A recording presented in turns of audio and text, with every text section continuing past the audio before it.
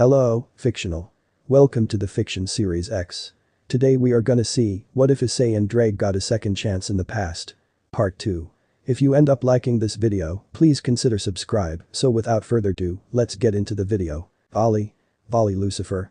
The man who the descent of the original Lucifer and the current possessor of the divine dividing, is right now cowardly curled up into a ball from the sight from Ophis and I. What do you want? He asked nervously, rocking himself back forth in his curled form. Both Ophis and I looked at each with puzzled looks on our face. Are you sure this is our Vali? I asked quietly. Ophis looked back at Vali and then back at me. I believe so. Ophis whispered back. We both looked back at the timid Vali. Your name is Vali, right? Vali Lucifer. Little Vali nodded his head timidly. How do you know my name? He asked. I put on a bitter smile. Well, how am I going to explain this to him? Vali doesn't even remember us at all. I'm not even sure if he got in touch with Albion yet. I felt someone tugging on my right sleeve. It was Ophis. She leaned closer to my ear and quietly whispered. I thought Vali would be first, but looks like I was wrong. She thought Vali was first. Well, there were times I thought it was Vali as well, but if it was him, he should come to us as well. Hey Ddraig, do you sense if Vali awakened Albion yet? Well, it's hard to tell if he did or not with you wearing Lancelot's ring. Ddraig stated bluntly. Oh sorry. I removed the necklace that contained the ring of dispel from underneath my skin and put it in my pockets. Better now? Yes. Ddraig replied, sounding very pleased with me removing Lancelot's ring. Now my entire left arm pointed directly to Vali. Yup, as suspected from the strongest hacker Yuiku in history, he has already awakened Albion. Hey Albion, can you hear me? Ddraig. A familiar voice replied to Draig's question. It was none other than Vanishing Dragon himself. Yup, it's good to see you again, Albion. By chance, do you recognize my host? Do I recognize this host of yours? Albion asked while the divine dividing appeared behind Vali's back. Sadly, I don't recognize this boy of yours. I don't sense any magic nor demonic energy him. He could possibly be the weakest host you ever had in history. Well, sorry for being weakest host in history. Looks like Albion doesn't recognize us at all either. Though you have a weak host, I can sense already you have already achieved balance breaker before we did. Albion pointed out something I didn't know at all. We already achieved balance breaker. When? I thought I already lost the potential to achieve balance breaker when we traveled back in time. We also thought you lost the potential to use balance breaker. One of my past senpais admitted. But now we look over it, you can activate it for only couple minutes. We probably didn't notice it because we were overjoyed that the spell was a success and you always had Lancelot's ring around your skin. Ah, yes. The ring of dispel. Its ability is to dispel any enhancement. Since I bear the Sacred Gear boosted gear, which is an enhancement sacred gear, this ring helps seals off its power. This ring only works if it's touching my skin. Since my fingers are still too small for me, I decided to wear it as a necklace and hide it in beneath my shirt. But for me already obtained balance breaker. Does mean I already obtained balance breaker is the same case with the Ascalon? Yeah, let's go with that. My past senpai spoke so lazy and laid backed. I sighed from how my senpais replied. I'll never understand these idiots. They behaved how they pleased. I looked back at Vali. Yeah, I'm Highschool DxD. And I'm Issei Uite. Vali screamed in high-pitched tone. He was to make a break for it, but I quickly grabbed his collar. I'm caught. Someone save me. Azazel. Please come and save me, Azazel. I sweat dropped. Vali is more pathetic than Jayasuk. What should we do with Vali, Ophis? I asked while looking at her direction. As she's Ophis. A pale Vali asked when he turned his head to see Ophis. The Ouroboros dragon and the infinite dragon god. Yup. We assured Vali simultaneously. I'm doomed. Vali cried as he tried to escape again, but failed since I'm still holding on to his collar. Hey. Stop trying to escape already. Oh, where's a cardboard box when you need one? We didn't come here to fight you. I sighed pitifully. Vali stopped running in place and looked back at us. You don't want to fight me? He asked to reassure what we said was true. No. We reassured. I let go of Vali's collar. He didn't run away. He still looked timid, but he was a lot calmer than before. So why are you here?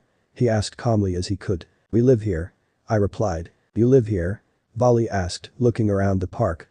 In the park. I waved my hand in denying it. No. I live in a house not far from here. A house? Vali seemed shocked from me hearing that. Do you still live with a mommy and daddy? Why is Vali asking me this? Of course, wait. I remember now. When Team Grimmery and Team Vali fought against Cao Cao and Georg within the Mist World, Cao Cao revealed that his parents abandoned him. You were abandoned by your parents because they thought you were a monster, and the one who picked you up and taught you how to use your power was Governor Azazel, wasn't it? Are you enraged because the lifesaver who raised you got taken down? How cow, the next time I see you I will kill you without a second thought. I won't allow you to hurt more people than you already did in the original timeline. Kunu, Yasaka, those other sacred gear users, and many other people suffered because of you. I looked back at the timid Vali. Could it be possible that Vali was abandoned by his parents? If so, that could be the case. If Vali here in town, then Azazel must be here as well. He must be with Barakiel at the shrine. Well yeah. I replied hesitantly. Aren't they afraid of you? Vali asked. I shook my head no. They don't even know that I possess Ddraig. They don't even know about the supernatural world that we live in. They're normal. Vali asked, completely shocked from hearing my confession. I nodded. Yeah, normal as they can be. My ancestors were all commoners. I'm basically a random nobody. I have no idea why I possess one of the 13 long-eyedness that can kill a god. We became very quiet all of a sudden. I didn't know what to say to the timid Vali. Lonely Ophis spoke up, breaking the awkward silence between three of us. Both Vali and I both turned to Ophis. Ophis coughed before she continued speaking. All three of us were very lonely. Ise has been all alone in this world since he can't share his secret of being the Second to just anyone. I've been lonely because I neither have a place I call home, nor do I have someone I can call a friend for many centuries. Tell me Vali, why are you lonely? Was it because you've been abandoned from your biological parents? Vali seemed startled. He slowly backed away from Ophis and was ready to make his second attempt to make getaway, but he didn't escape. No, he looked deep into Ophis's hollow, emotionless eyes. Vali? Ophis? I asked, moving my head back and forth at the two. You look familiar. Vali said, moving closer to Ophis. I don't know why, but I feel relieved to see you all of a sudden, and I don't know why. Ah. Vali's eyes are getting teary. I don't know why, Vali sobbed while he rubbed off the tears, but they continued flowing. I'm just happy to see you. Hey partner. Ddraig called. What is it, Ddraig? Do you think it's the rebound effect? Ah yes. The last rebound effect that Ophis mentioned to me. Those who weren't chosen to my heart will have familiarity being with. The second they see me they'll either feel fear, love, lust, and etc. It really depends on the person who really close to my heart. But if that's the case, why didn't Vali have familiarity with me? Why does he have familiarity with Ophis? Properly you two have to look into each other's eyes. Ddraig suggested. That's a great idea, Ddraig. Let's try it. Hey Vali. I called out to him loudly. Yes. Vali asked timidly, looking a bit startled after I shouted his name. Look into my eyes. I said confidently. Into your eyes? He asked curiously. I nodded. Yeah, if you see Ophis as someone familiar by looking into her eyes, then it's possible for you to see me as someone familiar as well. I don't know, Vali said dubiously. You're not going to attack me, will you? Don't worry, I sighed. We're in no conditions to actually fight one another. Alright. Vali agreed to my demand. We both looked at each other's eyes. As I stared into Vali's eyes, I was able to see something. It lasted for a second, but I was able to see the Vali I knew and sleeping beneath the heart of this timid child. Ah, Vali said, moving his eyes away from mine. Weird, I felt something. What did you feel? Ophis asked. I felt many emotions, Vali responded as if he doesn't understand what he is feeling. When I look at you I feel that I can trust you. I see you as someone worthy enough that I can call a rival. Something wrong, this is too good to true.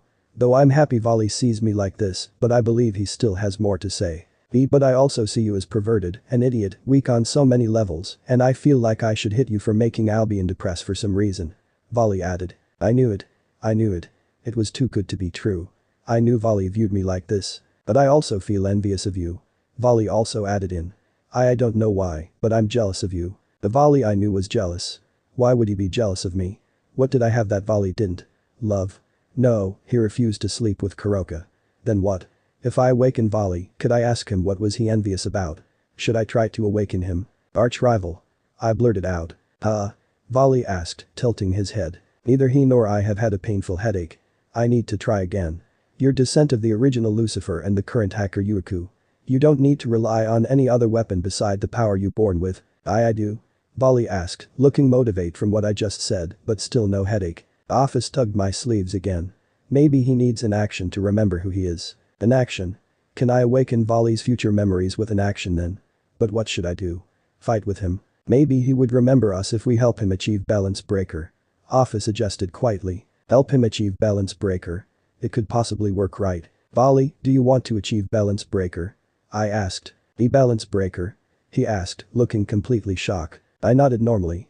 The timid Vali looked baffled at my response. Why? You're the Secretary. Why you want to help your arch-rival to obtain something as powerful like Balance Breaker? Vali asked as he stuttered. Vali, I don't know how to explain this, but we're from the future, Ophis replied quickly before I did. What?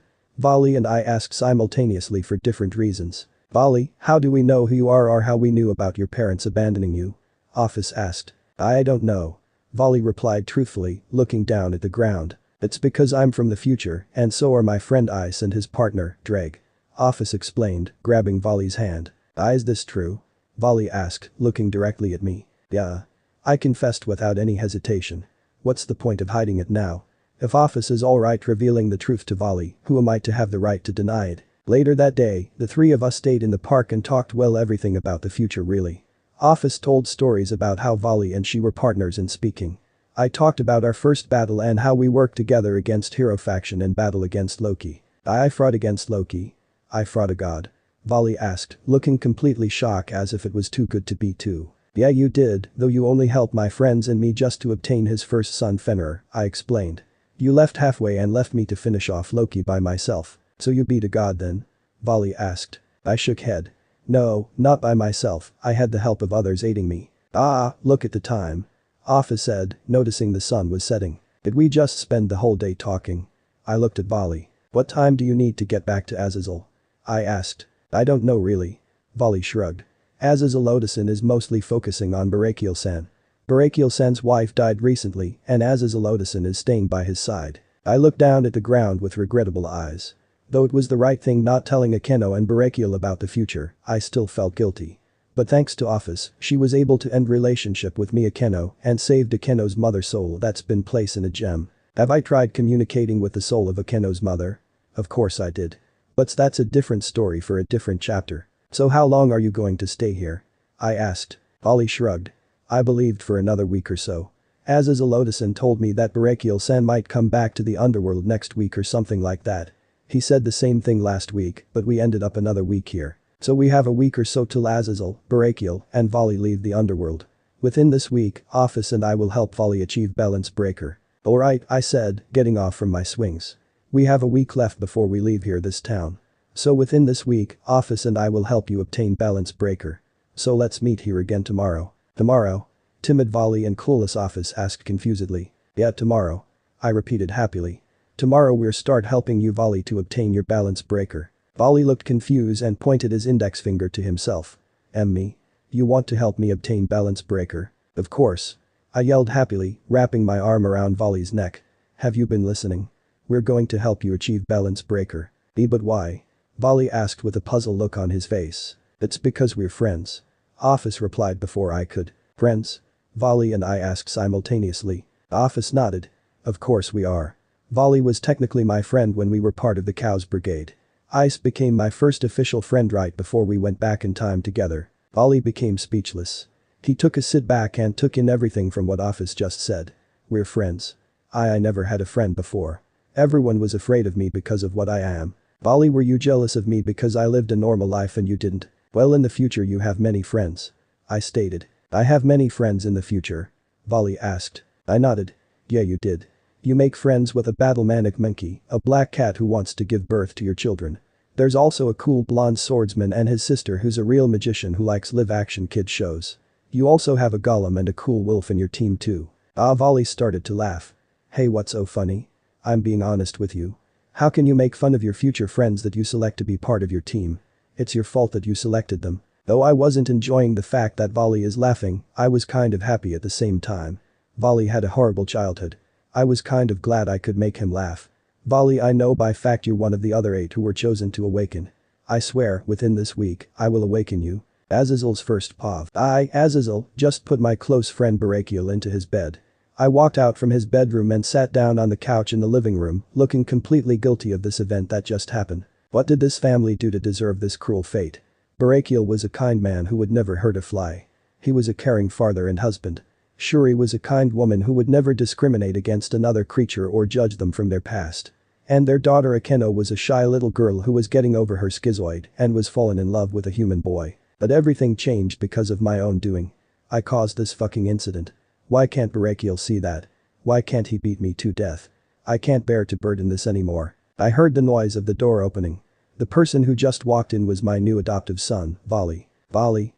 Where the heck were you? Do you even know what time is it? I asked sternly. You better have a good excuse why you came home late. Sorry, Vali apologized timidly. I spent the whole day with my new friends I made today. You made friends? I blurted out loudly with a surprised look on my face. Vali looked startled by my loud outburst, but he still nodded timidly. Yeah, I made 2 new friends, Vali stated happily. But they are going to move to Kyoto by next week. Is that so? I asked, looking pleased with some good news. This kid was a wreck when I found him. He couldn't get along with normal kids or any of the fallen angel kids back at our home in the underworld. I'm glad he was able to make some normal friends even if it's for a short time. So are you going to spend all week with your friends? I asked. Yes, Vali said happily. They want to spend the whole week with them. I'm looking forward for it. I smiled. Well, I'm glad you made friends and all, but please don't come home late. Alright. Vali acknowledged this. I got up the couch and grabbed my 10-year-old son's hand. Now let's go to bed. You have a big day tomorrow, right? Yeah. Vali replied cheerfully with a big great smile. Whoever are his new friends, I'm glad you were able to bring my son a nice happy smile on his small face. Ice's first paw. It's early in the morning of the next day. It's so early that Ophis is still asleep in my bed. I was sitting on the floor crisscross. I closed my eyes and reopened them to reveal that I was in a white room that contained many round tables where my senpais and I sat. So have you guys found anything interesting? I asked. Yes, we actually have. One of them said. Though we already know that the Ascalon and the use of balance breaker are still with you, we found out something more interesting than that. And that is? I asked. We found out that you still have the power of Triana and you're able to use your Crimson Cardinal promotion. What did he just say? I can still have Triana. I still can use Crimson Cardinal promotion. But Triana and Crimson Cardinal are right now completely sealed. We all believe that you can obtain your original powers back when you obtain your evil's pieces. Really? I asked with a stunned look on my face. Do you guys found anything else? Well, we did found an unwelcome guess in the boosted gear. Another senpai spoke up hesitantly. An unwelcome guess? I repeated curiously. Another one of my senpais had a sour face and grunted. You don't mean the butt lover, did you? Butt lover? Who are they talking about? Don't tell me you're talking about Albion senpai. I feel embarrassed all of a sudden. Ddraig, if you can hear me, please forgive me for my lecherous thoughts that cause you and the real Albion grief. Did you guys talk to him or something? I asked, sounding a bit awkward and depressed from Albion senpai's nickname. Yeah, he did. Another senpai replied sourly. He wanted to say 2 things to you. Advice. Could be possibly suggestions to help Vali achieve balance breaker. I lean my head closer to the table to hear the words of what my past senpais are going to say. May I say it? A cute girl around my age asked, looking completely eager to say it. I nodded and so did the other senpais. The first thing he said was, zoom in. What the fuck? He is trying to make Ddraig more depressed than he already is. Why? Ddraig asked depressingly. Why is Op-Eye Dragon still haunting me? Please forgive me, Ddraig. I'll take full responsibility for this. So what is the second thing he said? I asked. He also said this. Butts are very nice too. My cheerful senpai stated happily as if it was nothing. What the hell? Why did Albion senpai wanted to tell me this? Why? He's even crazier than these guys.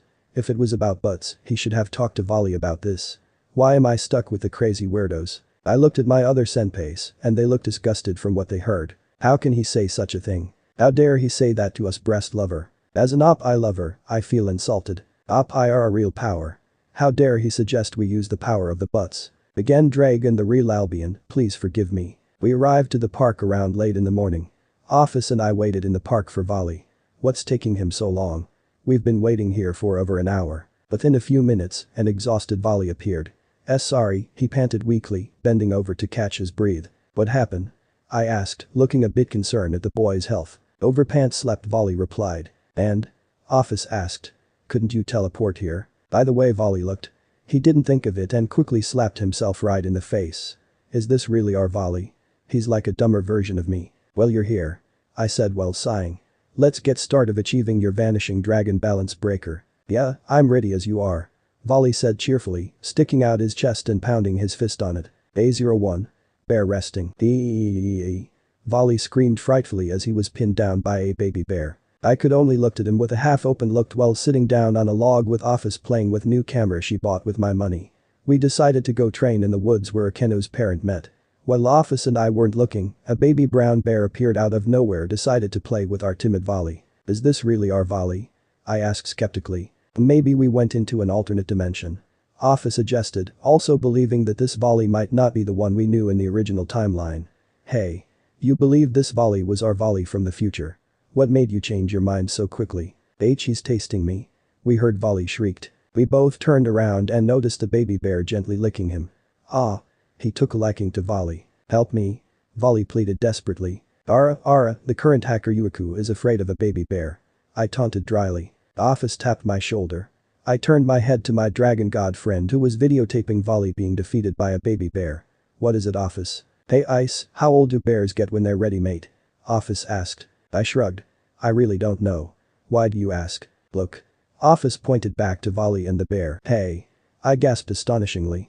Don't rape Vali. Right, that stupid bear is clawing through Vali's shorts. He's stripping off Vali's underwear now. He's now sniffing Vali's ass. Don't worry Vali, I'll save you. I quickly removed the necklace and summoned my boosted gear. Boosted A voice announced from my red gauntlet. I tried to gather a small amount of magic and made a mini dragon shot. I quickly fired out directly at the baby bear. The baby bear went flying back and hit the tree head first and the tree snapped into two. I ran up to Vali. Vali got up and clung up to me the second he sees me and started to cry. It's scary. He sobbed frightfully. I can't become a groom. I wrapped my arms around Vali and sighed concernedly. This is going to be harder than I thought it'll be. Day 2. Jumping off a cliff. I was surprised that Vali still wanted to achieve balance breaker. It was day 2 of helping Vali achieve balance breaker. Today's training session will be held by a nearby cliff that's about a mile away from town. Ophis suggested it. I wonder what she's planning to do to help Vali achieve balance breaker. Both Vali and I looked at Ophis, who was standing at the edge of the cliff. She tossed a stone down. It's very deep. She stated. She turned around and waved her hand to call Vali. Vali walked up to her and stood next to her at the edge of the cliff. Vali put her hand on Vali's back and gently patted it. Vali, do you like toads? Ophis asked, sounding a bit suspicious within her emotionless tone. Well, I don't hate them. But I don't like them either. Vali replied. Why do you ask? For this. Ophis answered by pushing Vali off the cliff. Eeeeee. Vali's voice echoed through bottom of the cliff. I summoned my boosted gear. Vali. I screamed while I took of my necklace and dove down the cliff to catch him. Welsh dragon balance breaker. I was quickly covered within my boosted gear scale mail. Vali's first POV. As I continued to fall down from the cliff, I could hear Ice's voice from above. I turned my head to the other side and noticed Ice diving as well. I was amazed he, the Seker Yuite, was risking his life to save me, the hacker Yuiku. Welsh dragon balance breaker. I became speechless when I noticed beautiful red armor Ice wore and a pair of long dragon wings. The shape of the helmet was shaped as a dragon. Albion will and I will have armor just like him when I obtain balance breaker. Vali. Ice shouted as he reached his hand for me. Ice. I cried, grabbing onto his hand. After I grabbed onto Ice's hand, Ice flew us back up to the top of the cliff and carefully landed. A few seconds after Ice has landed, Ice's armor disappeared and Ice dropped lifelessly on his knees. Ophis. He shouted furiously. What were you trying to do? I was trying to see if Vali awakened his powers and summoned a huge toad.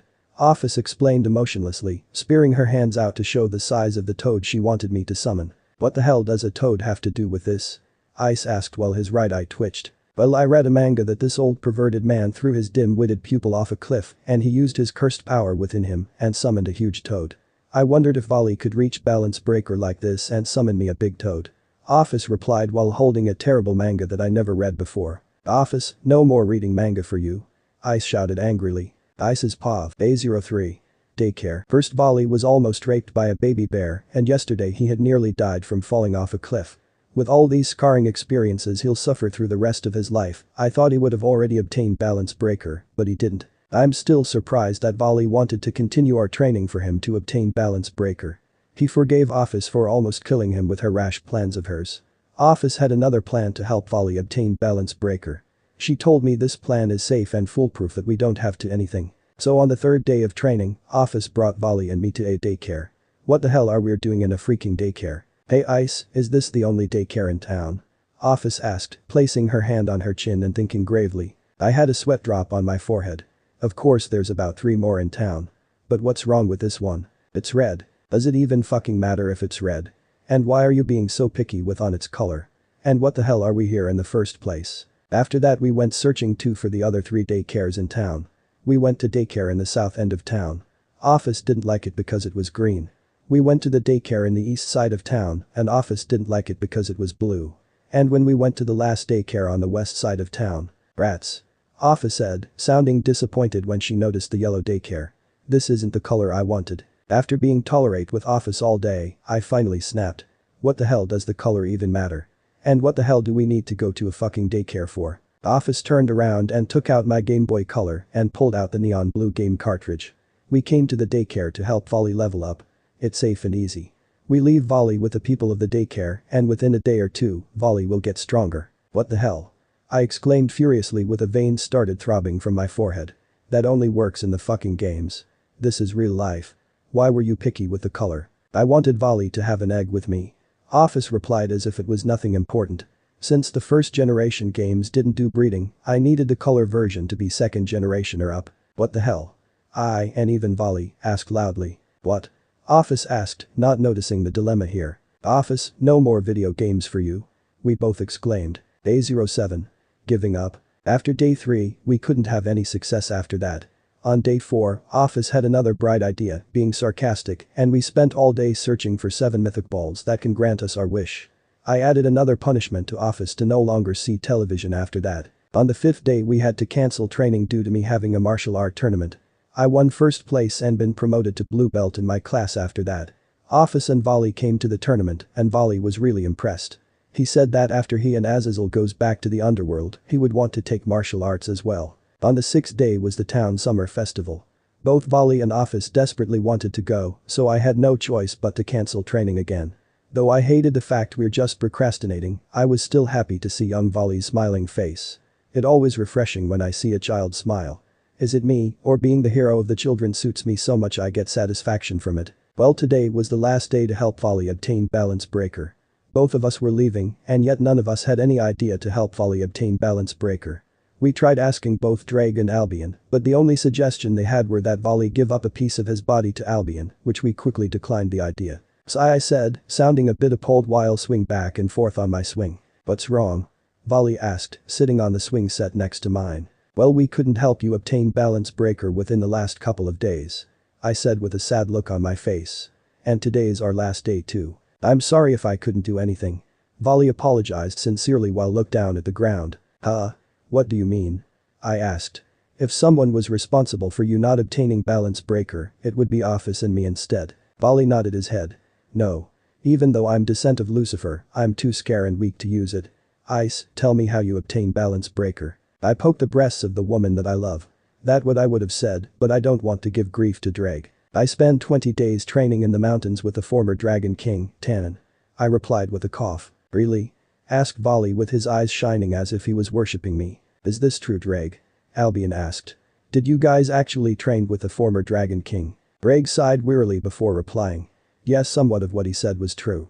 Though we did spend 20 days training with him, it was later that night after his training he obtained Balance Breaker. I believe you, Ddraig. Albion said, sounding a bit concerned with Draig's tone. But why are you depressed all of a sudden? It's nothing. Ddraig quickly assured him. It's better off if you didn't know. After a few minutes, some older delinquent kids who looked particularly familiar to me came by to the park and quickly surrounded us. Here he is. One of the delinquent kids sneered in content. He must be the leader. Do I know you? I asked calmly. What? You don't recognize me? The delinquent asked, looking completely offended. I shook my head side to side. No. Why, you little son of a bitch? He bawled, pushing me off my swing violently. Ise! Cried Vali as he got off the swings and came to my aid. Why did you do that? The delinquent leader scowled. You defeated me in the tournament we had a couple days ago. I was humiliated after you defeated me. My parents are ashamed of me that I lost to a younger kid. You know, I come from a clan who are one of the great in material arts clans in Japan. You know the shame my parents had when I lost to a commoner like you. This is so familiar to me. Ah yes. It's a clan's arrogant pride in their abilities. I've seen this before in high-class devil society. So what? Do you think getting back at me is going to help with anything? I asked. The veins started throbbing within the delinquent leader's forehead. Shut up, you bastard. He charged straight towards me, but I quickly stepped aside and put my foot out, causing the idiot to trip. He got up and growled. Get him. He commanded his goons while he pointed directly to Vali and me. The goons quickly surrounded us. I quickly got into my battle stance while Vali hid behind.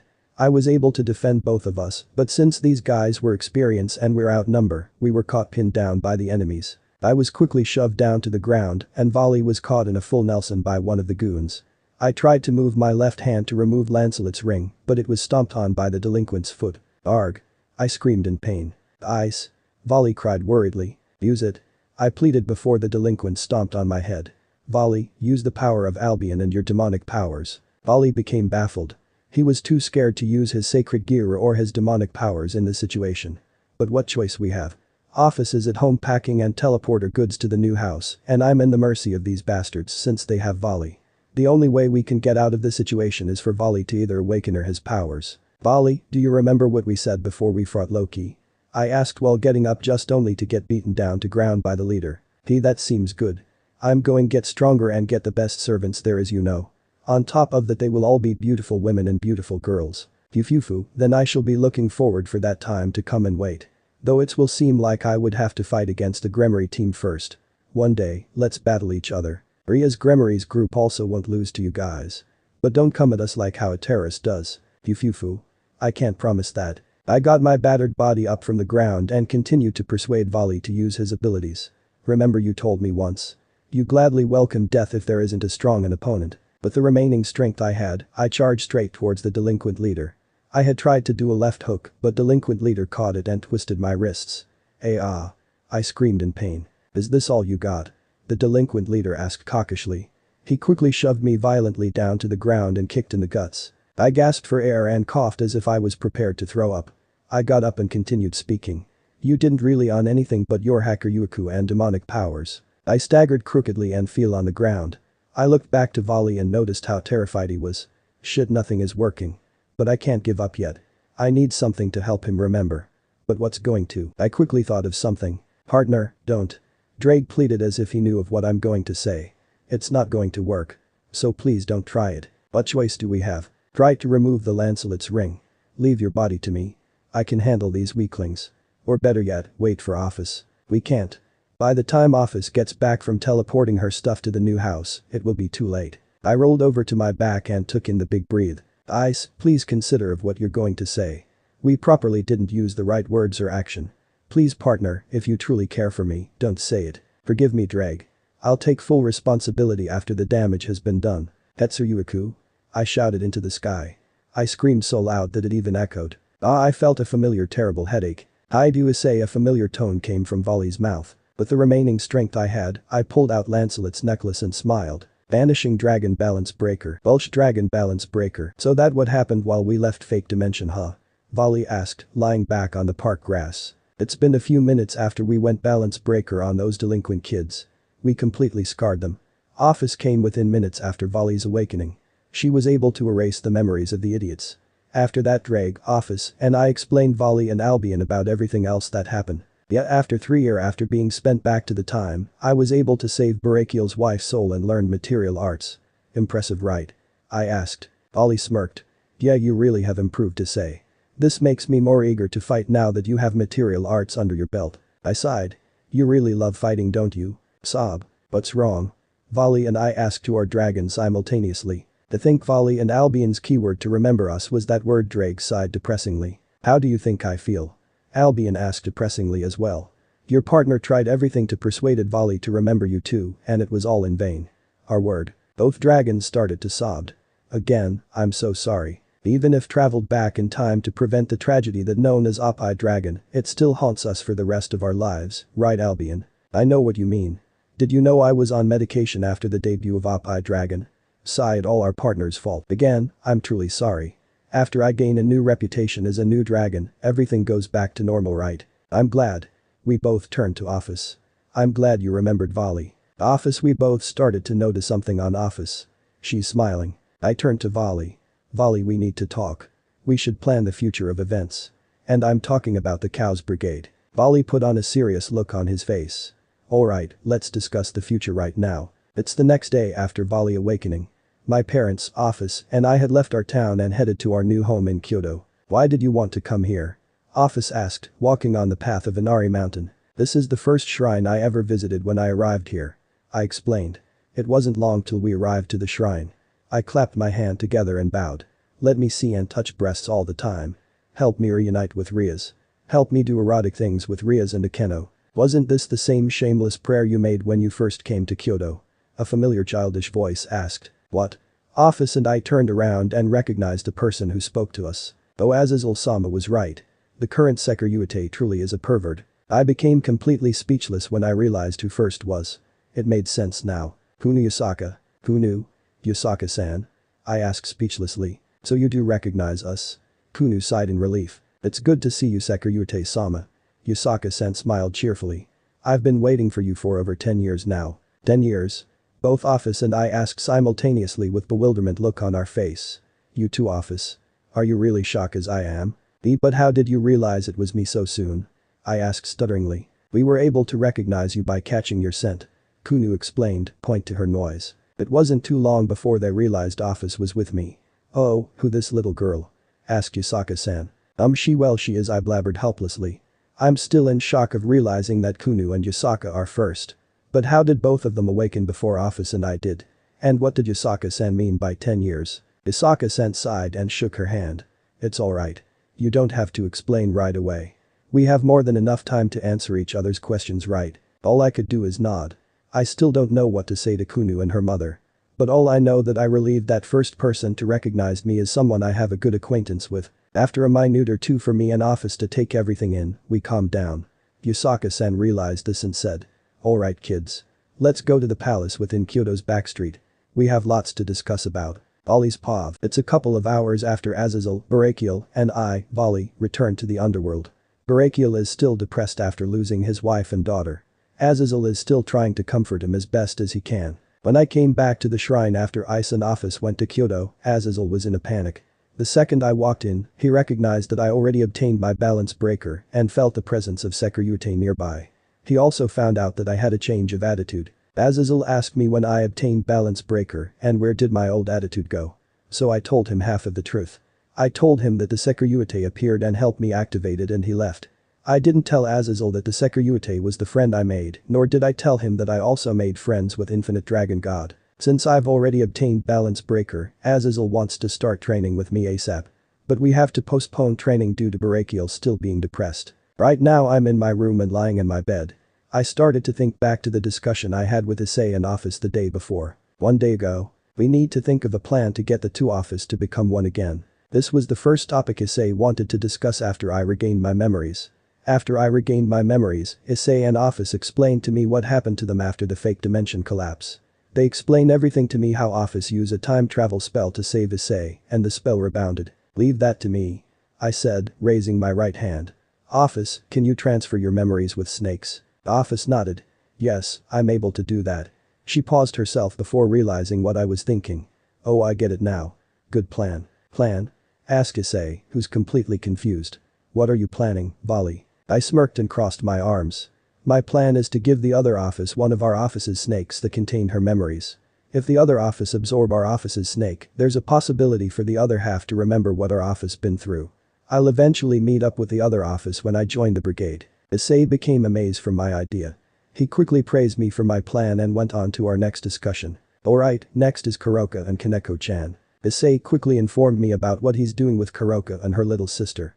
Since Kuroka didn't kill her master out of being power drunk, her sister had a huge misunderstanding of the situation Kuroka was in and became afraid of using her senjutsu and jujutsu.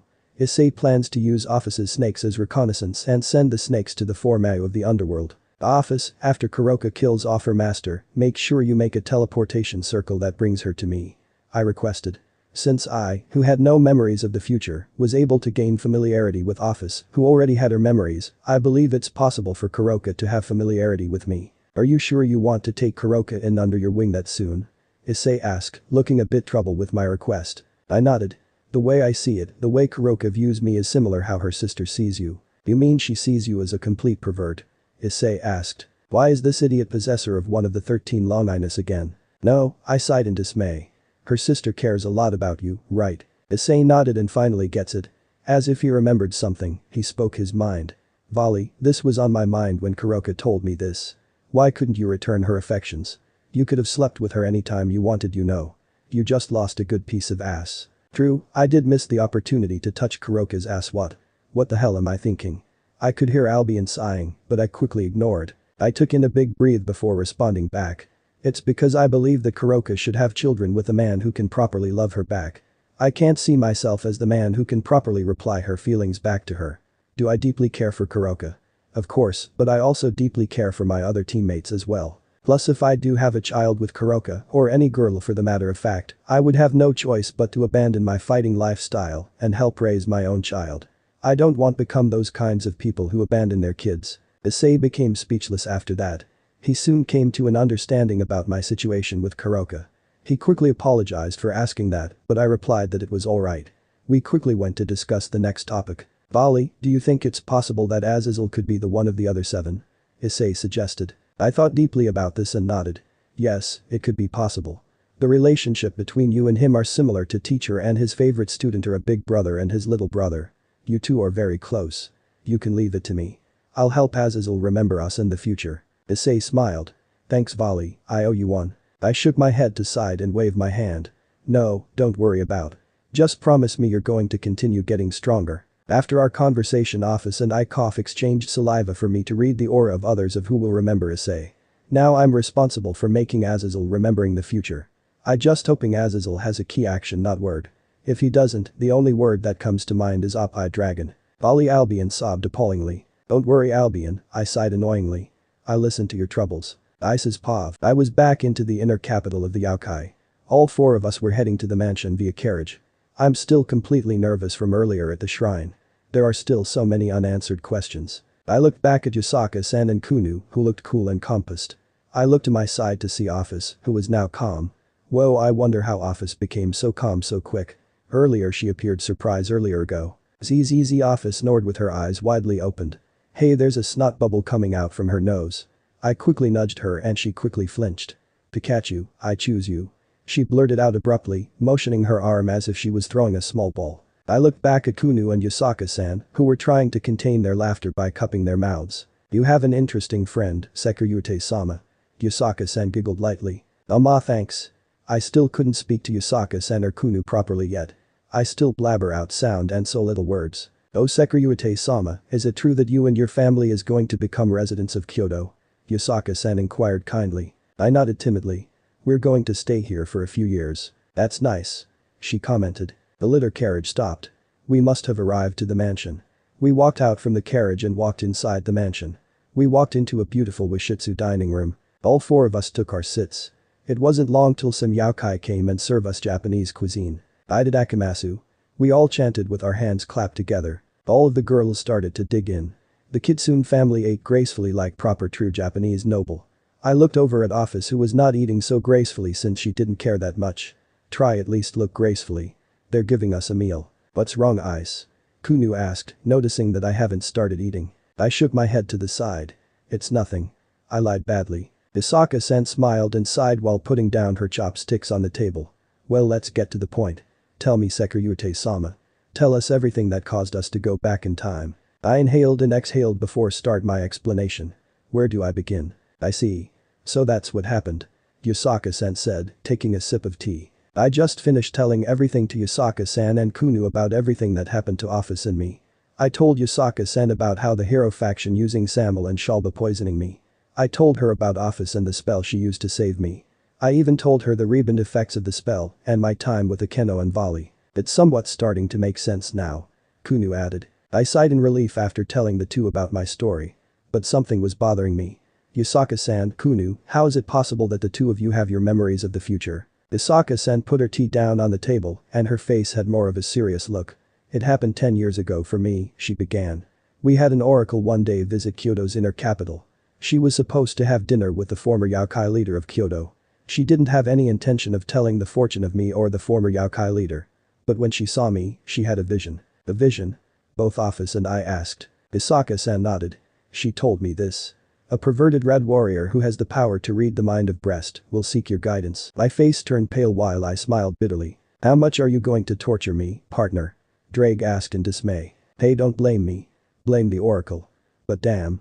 That oracle got every detail of me on the spot. At first I didn't take her seriously, but there was more to her fortune. Yusaka continued before she drank her tea again. This time she said, though he is perverted, this red warrior has a kind gentle heart who seeks your guidance and good intentions in order to prepare himself for the unforetold events that are supposed to come. I believe she must be referring to the Cows Brigade. After hearing those words, my memories of you came back to me. I would have come looking for you, but there were two things that got in the way. I didn't know where to look for you, and I was appointed the Yaokai leader of this territory, so leaving wasn't an option for me. Yusaka finished. But what about Kunu? I asked.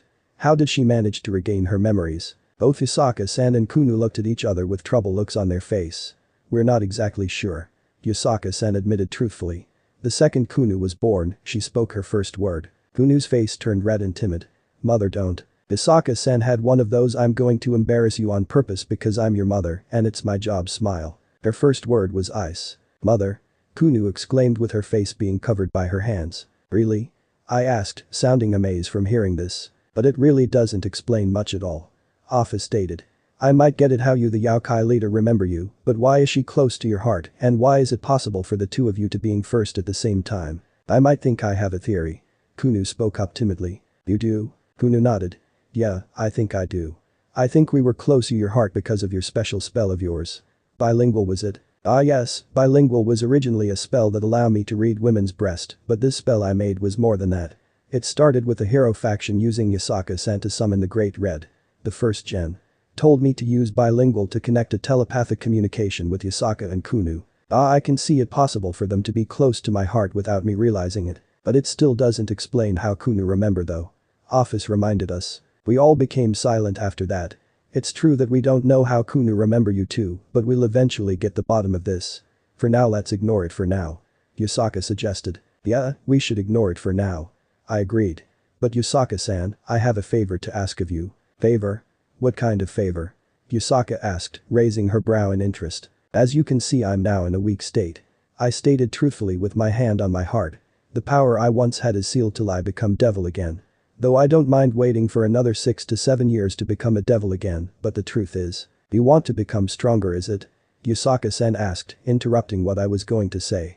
Since the Yaokai of Kyoto and I are in debt to you and your friends for saving us, I guess I don't mind repaying the debut to you guys by training you, but there's something I want in return. There's always a string attached in this kind of things, right?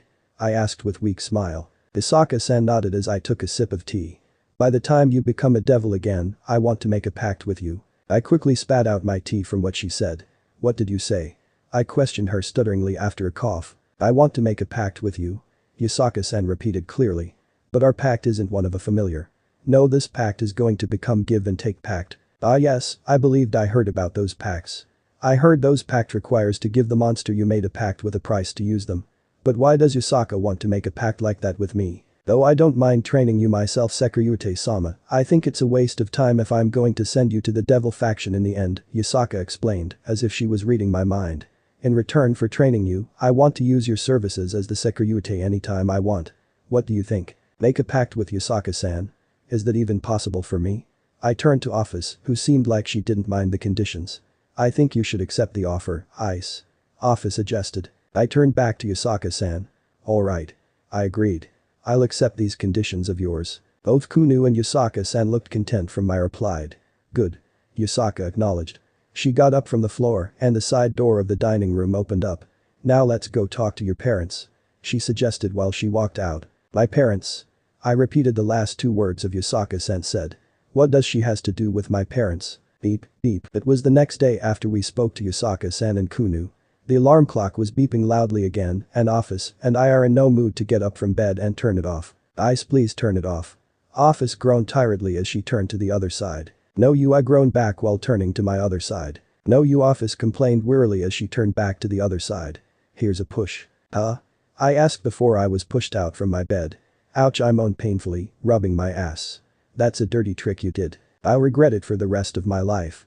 Ophis replied sarcastically before covering herself with our blanket. Ice. My mother called me. Are you awake yet? I hit the snooze button on my alarm clock and head out from my room. Yeah, I'm awake. I replied loudly. Can you come downstairs? My father asked me loudly. I wasn't sure what this was about, but I replied back. Yeah, I'll head down soon. Just let me get dressed first. I quickly went back to my room and got dressed. I head downstairs to the living room. My parents were sitting with a familiar blonde guest in a maiden shrine outfit and her daughter wearing a matching outfit. Isaka-san and Kunu? I asked loudly in surprise. Oh, you know them? My father asked me. Ah yeah, I replied awkwardly. It's good to see you again. Hi do-san. Yusaka-san greeted me as she drank some warm tea that was prepared by my mother. Morning Ice. Kunu greeted me while eating some homemade sushi prepared by mom. Ah, why are you guys doing here? I asked. Oh? Have you forgotten our talk yesterday? Yusaka-san asked as she suspiciously winked at me. I looked back to my parents, who were confused as I am, then back at Yusaka-san and Kunu. Oh, the talk. I said, realizing what she meant. What talk? My mother asked, looking at Yusaka-san and Kunu suspiciously. What is she talking about, Ice? I looked back to my parents with a straight face. Well, the talk me and Yusaka-san had was about Issei enrolling to our elite private school here in Kyoto. Yusaka-san interrupted me quickly before I could finish. Wait, what? Asked my parents and I with a dumbfounded looks on our face. Yusaka-san nodded calmly while taking another sip of tea. You properly haven't heard of me, but I'm actually a talent scout. I actually saw one of your martial arts tournament and I was really impressed. I said I need this boy to attend our elite private school no matter the cost. But I didn't have an opportunity to talk to him after the tournament. It was fate that I met this boy in Kyoto. My parents, who were baffled by this, looked back at me. Is this true? My father asked me stutteringly. All I could do was nodded weakly whilst trying to keep a straight calm face. We met at the shrine yesterday. I admitted after I gulped my saliva while tugging my shirt collar. My mother looked back at Yusaka-san with a bitter smile. Though we honor that you want our son to enroll your private school, but we don't have the money for it. Yusaka-san shook her head to side and waved her hand while my dad drank some hot tea. No, I'm offering your son a full scholarship to our school here. SSC scholarship? My dad asked surprisingly after he spat out his hot tea directly at my mother. Not again. My face. My mother screamed in pain while covering her face with her hands and running off to the kitchen. Yusaka-san nodded while ignoring my mother's shrieks of pain. Yes, I'm offering your son a full scholarship to our elite private school. Not only we're providing your son a great education, but we also provide dorms and free meals for him. The boarder school. My father, even my mother, who was in the kitchen, gasped in surprise. Yes. Yusaka-san continued to talk calmly. Though I'm afraid to inform you that our school is on the opposite side of Kyoto, so taking public transportation to there is unlikely. Would you give us a second? My mother asked, trying to remain calm as she could. Yusaka-san nodded and my parents and I left the living room and towards the kitchen. What should we do? My mother whispered panic-like into Dad's ear. I don't know.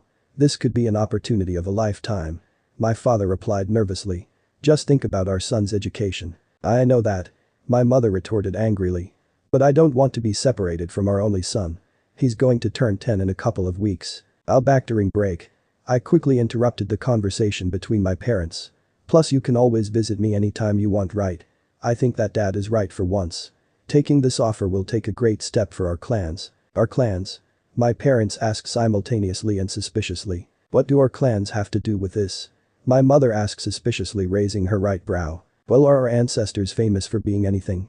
I inquired them. Both my parents opened their mouths, but no words came out. They couldn't think of any of their ancestors being known for anything. I thought so. I continued, sounding seriously. If I take this scholarship to that elite private school, I might bring honor to our clans. My father said, feeling persuaded by my words whilst rubbing his chin with his right hand. Maybe our son should go. What? My mother asked appallingly, looking at my father with a disapproval look. Why are you allowing yourself to ship our son away? My father smiled calmly and grabbed my mother's hand. Think about it, dear. Our families were just pure commoners. It was probably the gift of God or Buddha or something like that that made our son so smart and gifted. My mother became a bit troubled from hearing that. Well, that is true. I always have brag about Ice to the other housewives in the neighborhood and our relatives in our family reunions. But it's soon for me to part to my only son. My mother walked up to me and wrapped her arms around me caress. I'm not ready for it. My eyes soon got teary. Don't worry about it, mother. I'm just going to a boarder school which is on the other side of town. It's not like I'm enrolling into the military during some war. My mother started to cry. I know, my son. I know. It was later decided that my parents and I accepted scholarship from Yusaka-san. Kyoto's backstreet, Isaka and Kunu residence. Ophis and I arrived back to Kunu and Yusaka-san's mansion with our luggage. We were packing our stuff into our new rooms within the mansion. Sadly, the both of us are getting our own separate rooms. Both rooms were both classic traditional Japanese room with huge space, one futon.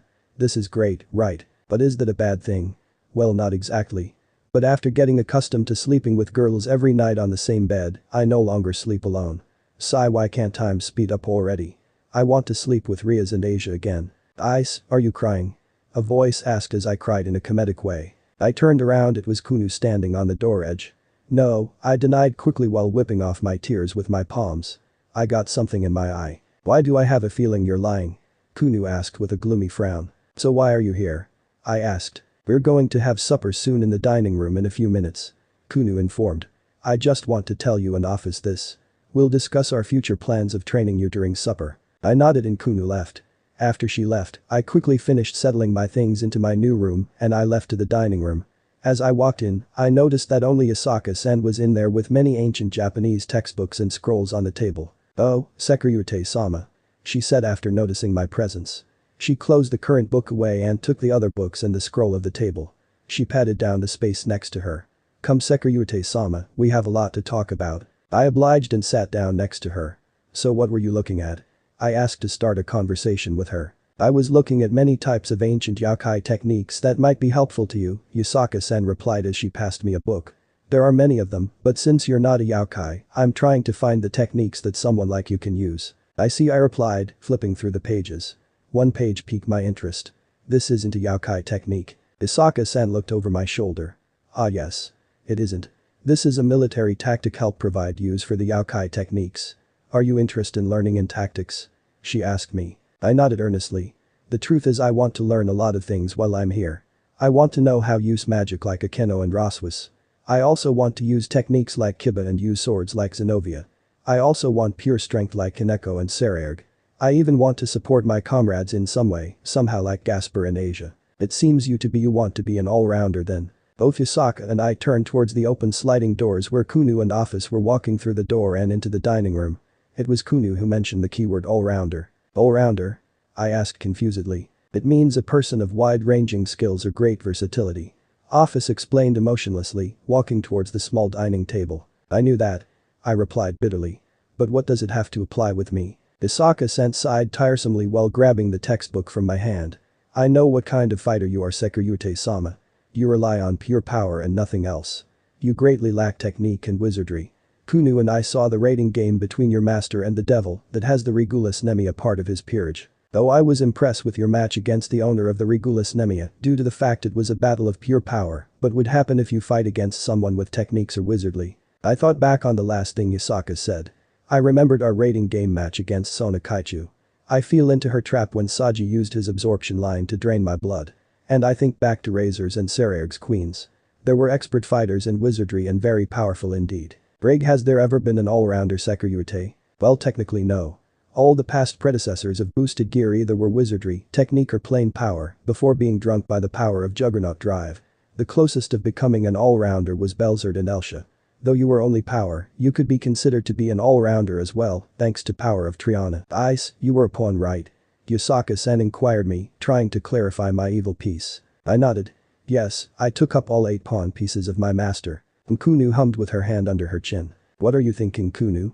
I asked, raising my right brow. You told us last night that you didn't want to become Op-Eye Dragon anymore, right? Maybe I have a better nickname for you if you train yourself to become an all-rounder. Do you want to hear the nickname? Kunu suggested. Sure. I shrugged. This might be good. How about this? The all-rounder Red Pawn Dragon. What do you think? I become completely speechless from Kunu's suggestion. The name sounds a way cooler than Op-Eye Dragon. So what do you think, Ddraig? Ddraig? Can you hear me? Sniff, it's so beautiful. Ddraig sobbed so passionately after hearing it. It's a perfect fit for us, who a pawn. And Vali and Albion can be the White King Dragon. Since Vali is descendant of one of the kings of hell, it makes perfect sense. Whoa, relax, Ddraig. I know you're happy from hearing this, but try to calm down first. I haven't decided if I want to become an all-rounder yet. Oh, shut it, Ise. Ddraig snapped contemptuously. We all know you're going to accept this either way in the end. There's no way I'm going back to become Chichiryute. I don't want to become the laughing stock of the world. I want people to fear us. Whoa. I never seen Ddraig so determined and angry before. Alright. I'll become an all-rounder for you. Just calm down. Ddraig soon started to pant. The sound of his panting means he was calming down. Thanks, partner. I feel so much better. I feel like something heavy has been lifted off from my shoulders. Yeah, I'm sorry I caused you so much grief. I looked back at Yusaka-san with a confidence look on my face. Yusaka, please train me to become an all-rounder. I request while bowing my head. Alright, Yusaka-san accepted my request. But the journey is going to become all-rounder is harder than you think, Red Pawn. Rias Pav. It's been a few weeks after my baby nephew, Milika's Gunmare, was born. Within that time, I, Rias, have recruited my first person into my peerage. Her name is Himejima Akeno and she's my queen. With the help of my daddy's bishop, I was able to save this poor girl and put her under my wing. When we saved this poor girl, she was very shy and timid with us devils. She never suspected that her mortal enemy will save her from her own family. Now both of us were walking within the castle's hall of where my One-sama and Ani-sama live. We walked to the main bedroom of where my One-sama and Ani-sama live in. I knocked the front door. Who is it? I heard the voice of Ani-sama asked. It's me, Rias. I replied cheerfully while opening the door. I also brought Akeno too. Can we come in? Oh yes. Please come in. My Ani-sama insisted, motioning his hand to make us come inside. We walked inside my Ani-sama and One-sama's luxury bedroom. One-sama was on the bed, cradling with her newborn child in her arms like a warm loving mother should. One-sama raised her head and noticed us. Arias, Akeno, what brings you two here? Asked One-sama quietly. Did you come to see the baby? Both Akeno and I nodded. Alright, but please be quiet. Little Milika's is now taking his nap. One-sama whispered quietly. We walked up closer to the bed and I leaned on the bed. Do you want to hold Milika's? One-sama asked. I nodded happily. Yes. May I? One-sama nodded and scouted a bit on the bed. I sat down on the bed next to One-sama and she carefully passed baby Milika's to my arms. I awed at the sight of the beautiful sleeping face of my little nephew. He's so cute. I squealed quietly. Ani-sama smiled. It's one of the greatest miracles of life, Rias, Ani-sama said in a peaceful yet somewhat serious tone. It's hard to believe that we bear the seeds to create a new life. I put on a half-open eye, skeptic look. What do you mean? You told me that babies come from a flying stork and you called One-sama fat too. He called me what? Oh no, One-sama was quickly covered in ominous aura and gave a killing intent glare at Ani-sama. Now Graifa I had a reason why I told Rias this. Ani-sama excused whilst waving his hands frantically and slowly backing away from the bed. Rias, keep an eye on Milika's for me a while. One-sama got from the bed and rolled up her sleeves. She slowly approached Ani-sama while cracking her knuckles. Your Ani-sama and I are going to have a little talk. Rias, please help. Ani-sama begged. I averted my way from Ani-sama and pretended to ignore his pleads. Let's go for a walk. One-sama demanded sternly, dragging Ani-sama by his collar. Hee. Screamed Ani-sama. Goodbye Ani-sama. I'll always remember you within my heart. Cute. I turned my head to Akeno, who was smiling happily at the look of Milika's sleeping face. Yes, what she said is true. This baby is just too cute. I really wish I had a baby I own from the man that I. Just then I just saw a quick vision of a young man. It was only for a second, but I was able to make a little description of him. I saw this young man with wearing a black attire clothes and had short brown hair. Though I couldn't see the face of this young man, I could easily tell he was kind man who never gives up. But I also see him as perverted person, yet I really don't mind. For the matter of fact, I kind of enjoy it. Miss Gunmare, are you alright? Akeno asked worriedly. You were zoning out. I did? I asked unsure. Also don't call me that Akeno. Call me Rias when we're alone. Akeno nodded. Oh okay, I try next time. I sighed. This girl deeply worries me a lot. Just last night she was having a nightmare about a childhood friend of hers. I was checking on her last night and it was terrible. She's screaming in her sleep and she couldn't calm down. It was really frightful. I'm just glad she alright. Knock, knock. Both Akeno and I looked to the front door of the bedroom and noticed a young man with a mysterious aura. It was none other than Ajuka Beelzebub-sama. Why is he here? Rias, you're here? Where's your Ani-sama and One-sama? He asked politely. Before I could reply, Ani-sama crawled weakly through the door, looking completely battered and his clothes tattered. Oh Ajuka, what brings you here? Ani-sama asked with a smile that showed he was missing a couple of teeth. Then something was pulling Ani-sama's out from the room. It was One-sama and she dragging him by the leg. Forgive me Beelzebub, but you're going to have to wait to speak with my idiot husband. I'm teaching him a lesson. Beelzebub-sama chuckled. Oh I didn't come to visit Surziches today. Take your time in beating him up. As his best friend, I enjoy seeing him in pain. Oh can you say that if you're his best friends? What kind of person would enjoyable watch his or best friend suffer? Achu. Akeno sneezed. Desundit, I blessed her. I turned my attention back to Beelzebub-sama. Then why did you come here? I'm here to see you young Rias. Beelzebub-sama replied clearly. It's about your 8 pawns pieces. I have some good news and bad news about them. News? I asked while one Ise took on Ise out of the bedroom forcefully. Beelzebub-sama nodded seriously and he takes out a small pouch from his pockets. Yes, I have something important to inform you about them. Could you come here for a second? I nodded and then carefully passed Milikas to Akeno. I got off the bed and went up to Beelzebub-sama. He opened the small pouch and took out 4 pawns out. Here Rias, he said, passing me the 4 of my own pawn pieces to me. Do you see something out of the ordinary about these pieces? I examined my 4 pawn pieces intensely. I couldn't see anything wrong with them. They looked completely normal to me. I replied truthfully. Beelzebub-sama hummed seriously. So I thought. Now look at your other 4 pawns. Tell me what you see. Beelzebub-sama hands me the other 4 pieces. I examined carefully and wait. These pieces. They can't be. They're all mutated piece. My eyes were going to pop out when I noticed they all glow a crimson light. Beelzebub-sama, what happened to my pawn pieces? How come half of them are mutated pieces? I asked with a bewilderment look on my face. Beelzebub sighed and gave a calm smile. I really don't know to explain this to you, Rias. I spend hours and hours trying to understand why red sparks did appear around your pawn pieces. While I was thinking up theories why red sparks appear, these 4 pawns transform on their own.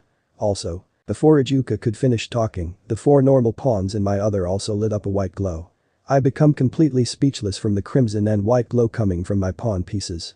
Both lights soon faded out a couple seconds later. Also the normal pawns also glowed just like this mutated pawns did, but they all had a white glow for some reason.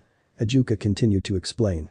Though they no longer spark, I still haven't concluded what caused the sparks to appear on the pawn pieces. Also there's also the bad news to these pieces. Bad news? I asked worriedly. Ijuka nodded. Yes, all these pieces seem to they already have assigned themselves to same person. That completely shocked me. All of them are assigned to the same person. Yes, it seems so, Ijuka concluded. I have done many tests on these pieces on reincarnating other people and animals, and yet nothing happens. They all refuse to reincarnate anything except for the one they chose. So you're saying I'm going to have 1 pawn then? Yes, Ijuka replied. While I was working on the pawns, they all seemed to be assigned to the same person. I looked back at my pawns. They all were to assign to the same person. But why it happened again? I saw another image of him. That young man again. He appeared in my mind. Why did he appear in my mind again? As if Beelzebub-sama remembered something, he spoke. Oh yeah, well half your pawns were modifying on their own. I discovered they also added a special feature. Special feature? Do you know what the special feature is? I asked. Beelzebub happily nodded. Of course I do, but I won't tell you. I'm letting you and your future pawn to figure it out. Beelzebub-sama left leaving me completely confused. Ollie's pav. It's been a few weeks now since returning to the underworld. I'm currently within a lifeless canyon within a fake dimension that was created by Azazel himself. The canyon was completely filled with huge craters that Azazel and I created. I collapsed within one of the craters and heavily panted. What's wrong, Vali? Don't tell me you can't handle a little light.